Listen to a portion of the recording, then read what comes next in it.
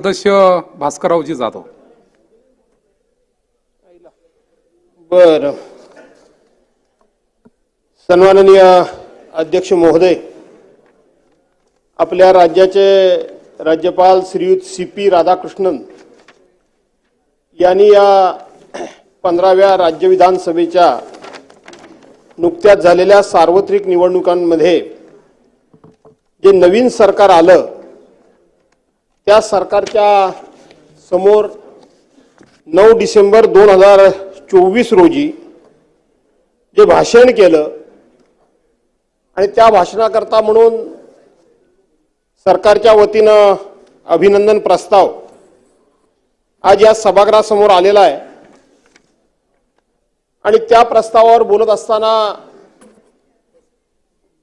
मी या प्रस्तावाला विरोध करतो।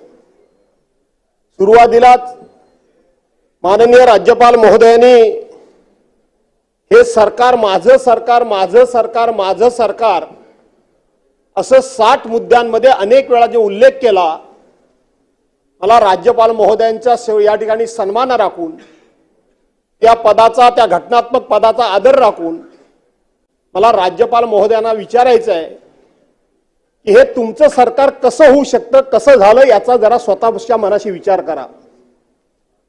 मला माहित आहे की सरकार कुठलंही असलं तरी देखील राज्यपाल महोदयांना ते म्हणावं लागतं।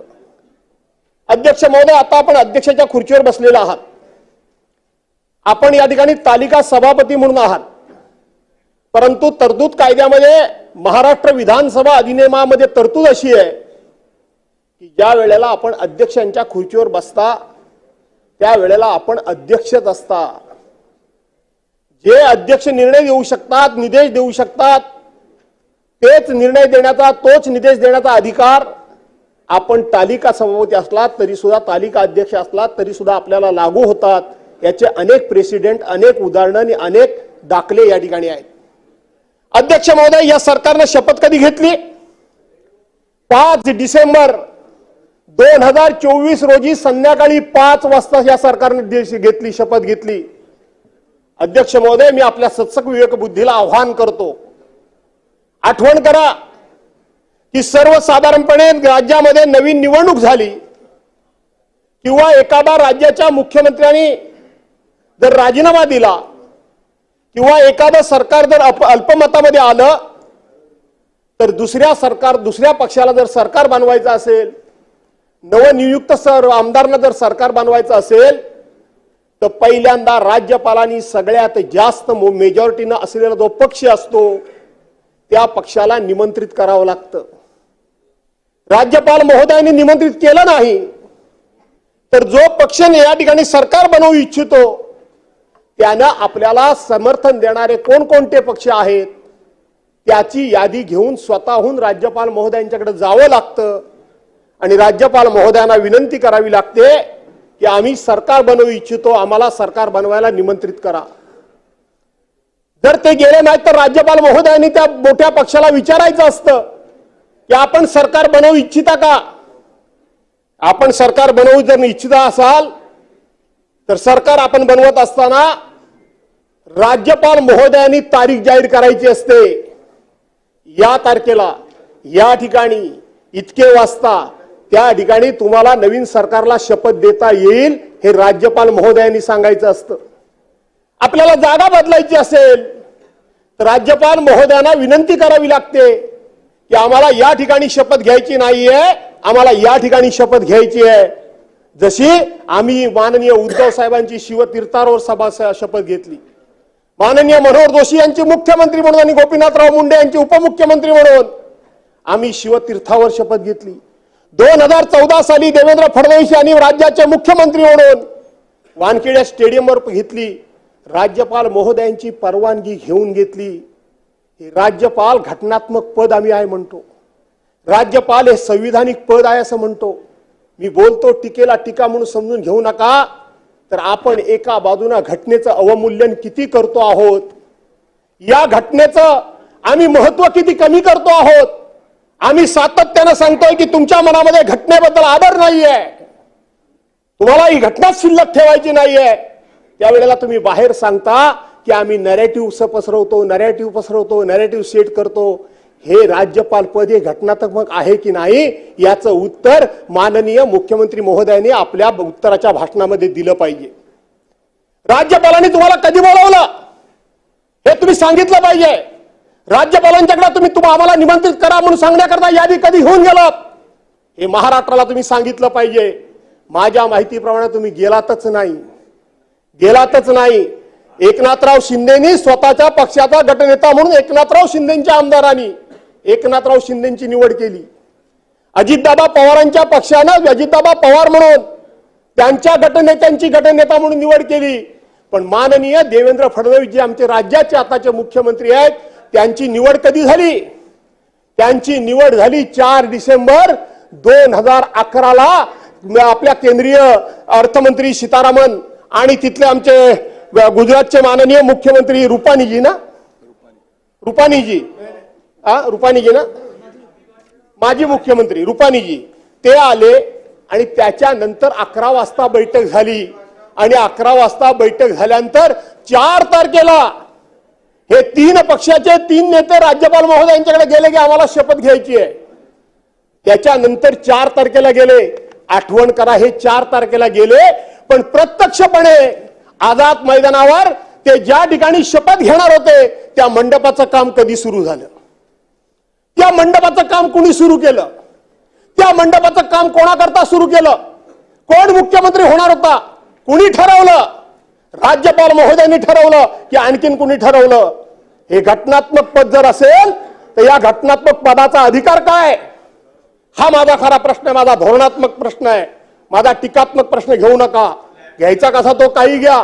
कुणी ठरवलं? 22 मुख्यमंत्री येणार आहेत 5 तारखेला.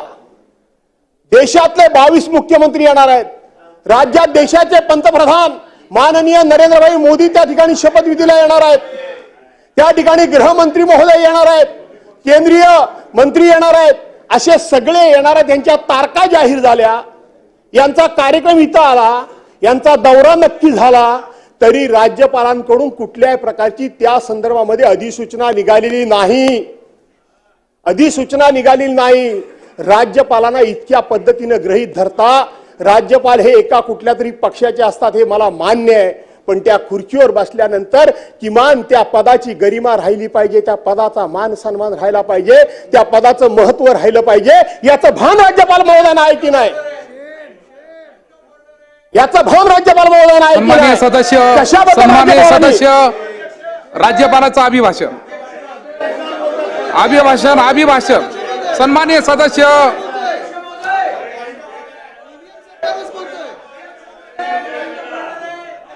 सन्माननीय सदस्य 2 मिनिटं साठवण साहेब.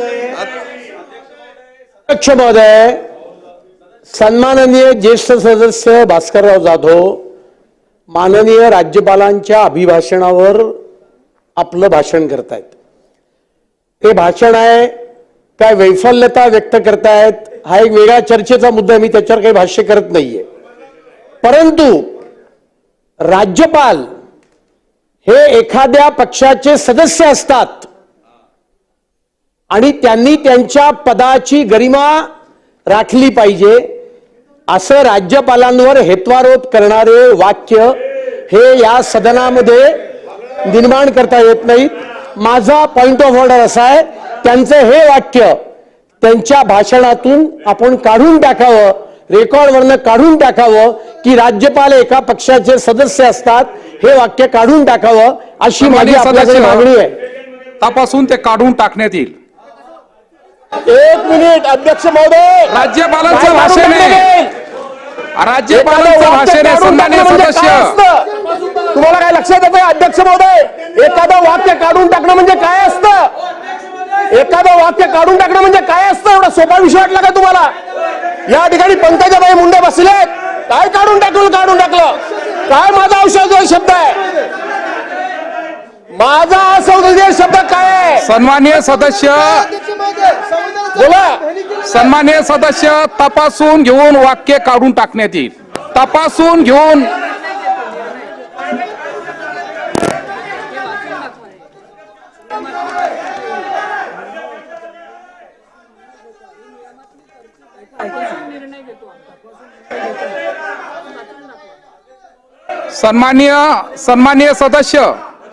सन्माननीय सदस्य भारत सरकारहून विभिन्न आहे असे मानून राष्ट्रपतीच्या आचरणावर किंवा राज्य सरकारहून विभिन्न आहे असे मानून कोणत्याही राज्यपालाच्या आचरणावर ठपका ठेवता कामा नये.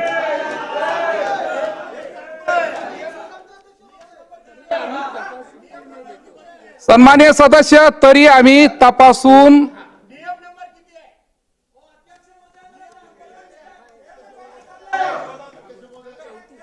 34 28 28 28